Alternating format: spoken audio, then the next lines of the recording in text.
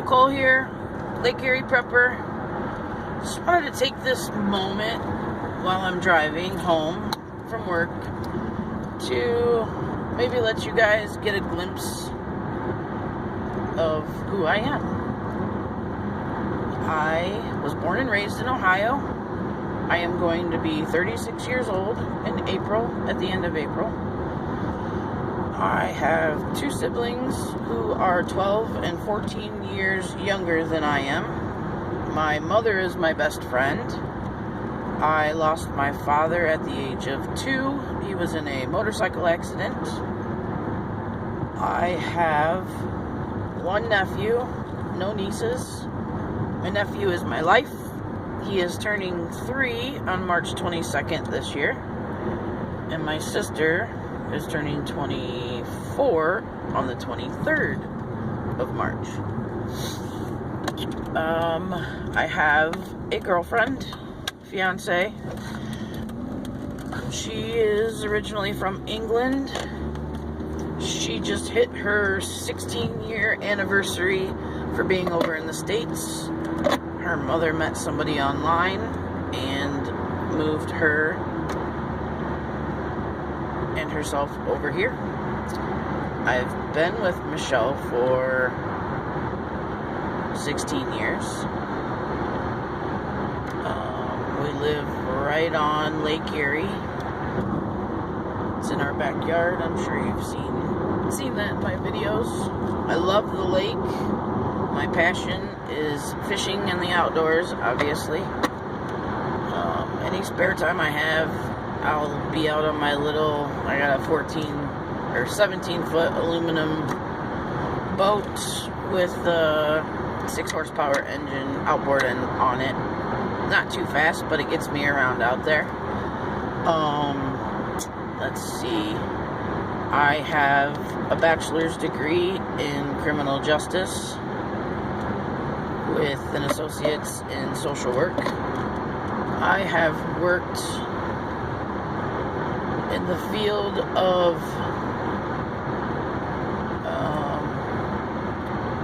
used to be called MRDD, but now it's called DD, the DD field, with people with adults with developmental disabilities. I started that fresh out of high school. Well, for 1 year I worked in a welding fabrication shop for about a year, and then I found this community that I never even knew existed. I started working at a place called Riverview Industries, or RVI, and it is actually a place of employment for individuals with developmental disabilities. I started as a warehouse supervisor. We used to do Lucinda's Bassett's stress and anxiety packets. Our individuals would put the products together and we would ship them out. The place has grown tremendously. We now offer residential services,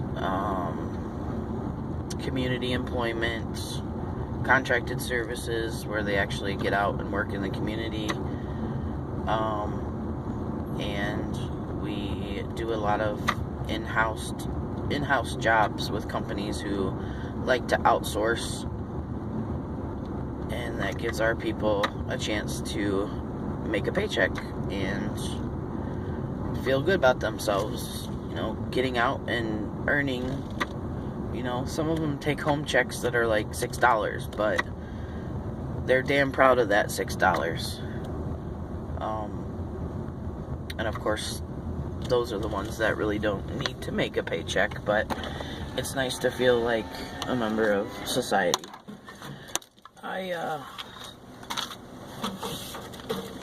After I got my degree, we opened up a coffee shop cafe, and I managed that.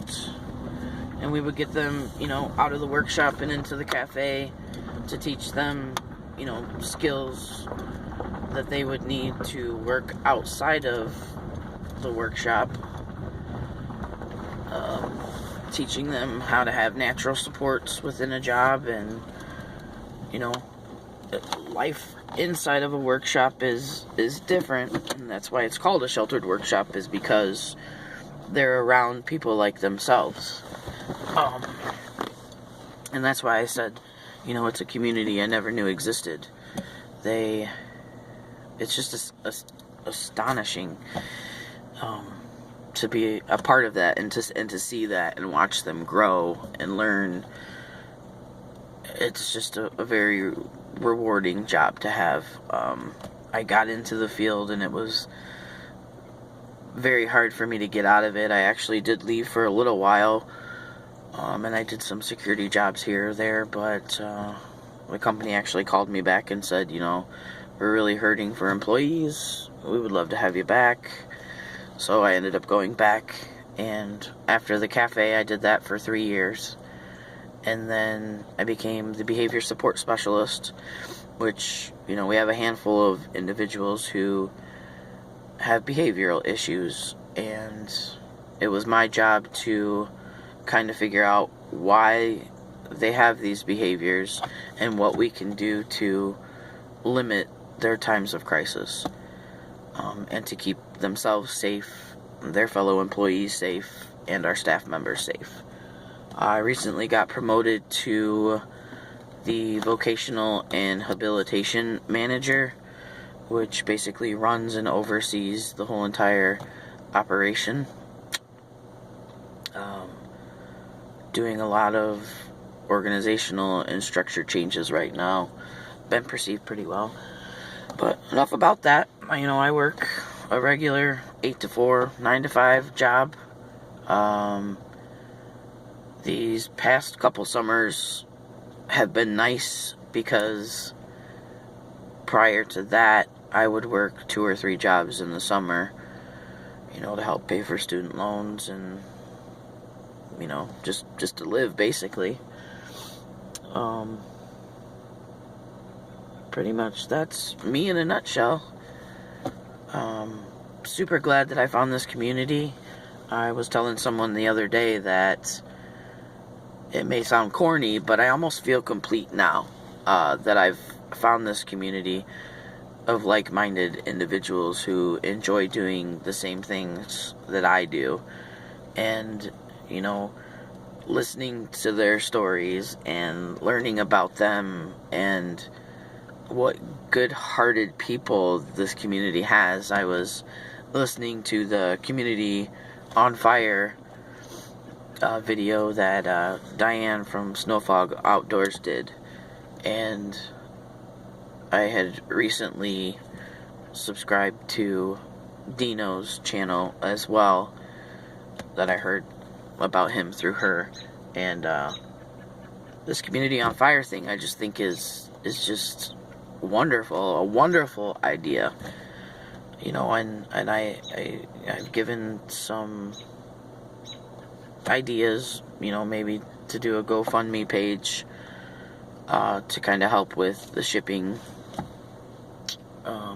for this Community on Fire.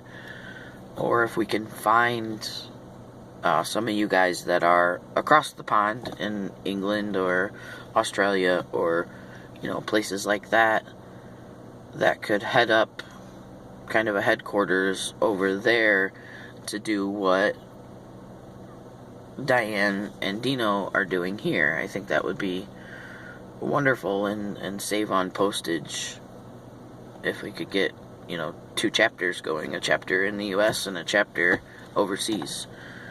These are just ideas that I've had, and, I'm willing to help out in any way, shape, or form.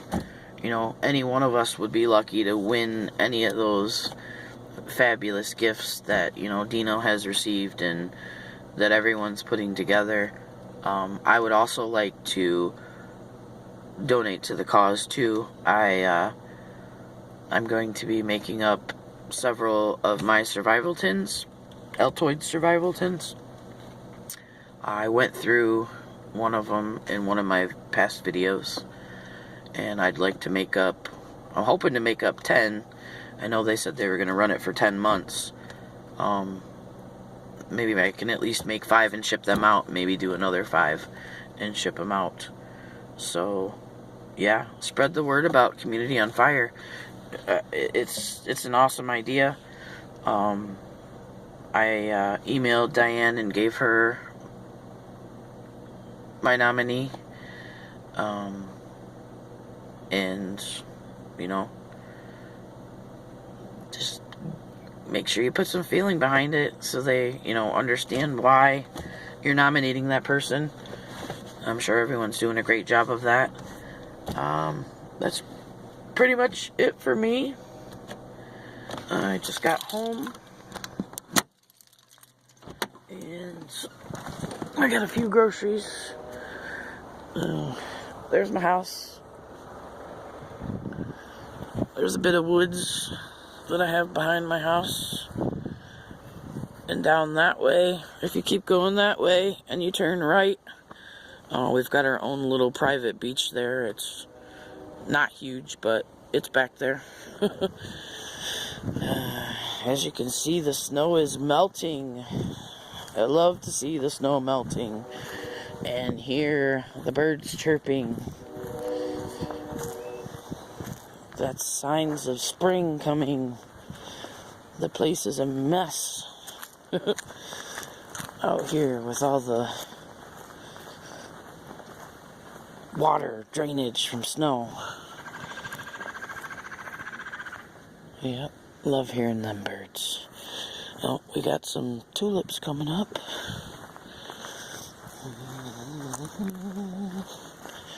Just kind of want to take you guys out here, show you a little bit of my backyard. Yeah, came home to that one day, about a month or two ago. I rent, so the landlord never told me anyone was coming to do this, and it was a big surprise. So yeah, I have a big mess to clean up this summer because I'm sure she's not going to send anybody out to do it. She owns 32 properties in Elyria, Ohio, and yeah, I pretty much take care of everything around here. So she leaves us be. I like it that way. There's my fire pit. I like to come out here and sit on my bench and watch the water. It's all cemented down there. And this is the bay. This is Sandusky Bay. Got some birds out there. Must be Coumaron. They dive down for their food.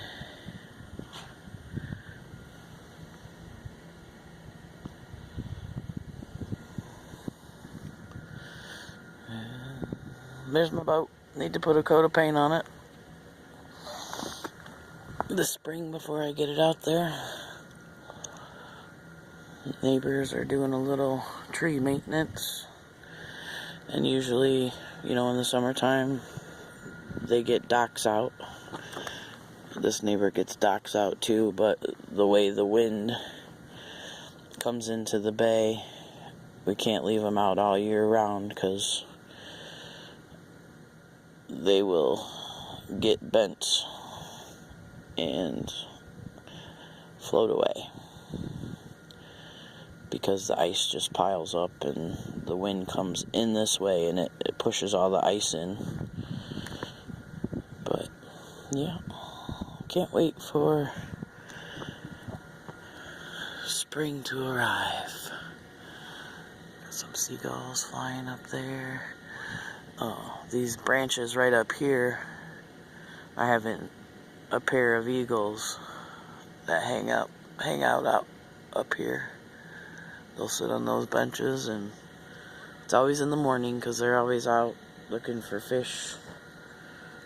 They'll swoop down, grab a fish, and swoop back up and eat it because I always find fish remains in the yard there or back there from the bits that they don't eat. But anyways, that's a little bit about me. I hope I didn't bore you to tears. Yeah, not much of a boat, but hey, it gets me around. I like it. It's Still got a little bit of icicles hanging down there. I just think that looks really cool. I'll have to share one of the pictures I took out here. I mean, it could be in a magazine. It was all icy out. The sun was shining down. You had the reflection of the sun. It was just like a picturesque picture. I mean, it was beautiful. That's the view of the bay. The bay is all enclosed. I don't know if you can see all the land all the way around. And then way down there, we've got the Sandusky Bay Bridge, which, when you're on top of that, you can see Cedar Point way off in the distance. Cedar Point is America's roller coast. They have the biggest, fastest roller coasters in America. Actually, I think in the world, if I'm not mistaken. I don't know. I'm a little too old for Cedar Point now. Used to be able to take roller coasters, but now they make me pretty nauseous. Aging is a bitch sometimes, eh? Okay. Well, I'm done soaking up your time. Hope you learned a little bit about me. I'm still learning about all of you. I will see you guys in the next one. I hope you have a good night. I have tomorrow off. Yes! So I'm going to do some putzing outside and in the garage. Alright. Until next time, guys, have a good night. Bye.